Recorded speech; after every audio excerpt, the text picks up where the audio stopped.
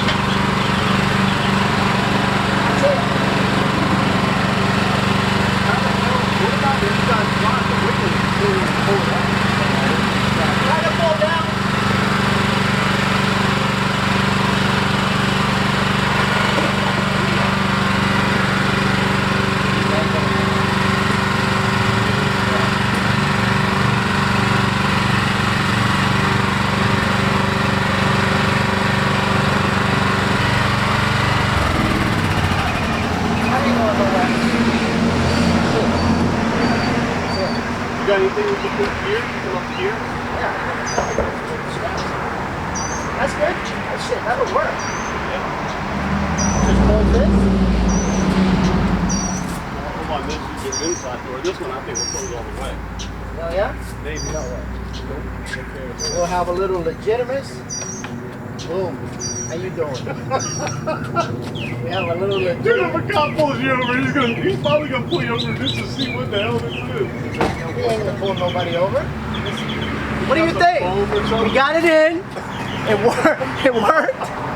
Oh, man, look at God. this is. Look at that.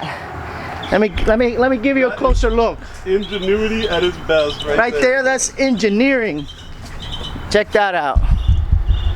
All right, here we go. I must say that's the first one. That's awesome. What do you think? I knew you would do it, but We're gonna be let's be a little safe. a little safe. Let's As be- if they don't see the arm coming out the Yeah, if they can't see that arm, there's already a problem. Let's be a little safe. We'll add Oh, this. thank God they put the flag there. Yeah. We'll add this to the thing here. All right. I hope you liked the video. I try not to cut too much out of it. It was short to begin with, and but yeah, this machine did a lot of work for us. Dug lots of trenches, and it's a great machine. You know, it has the two outriggers, so it doesn't walk around. It doesn't come like that. But it wasn't that expensive to make. It was under maybe $200 between the hydraulic hoses and the wheels and the motor and all that. I got the motors that I put on that were garage door motors, hydraulic motors.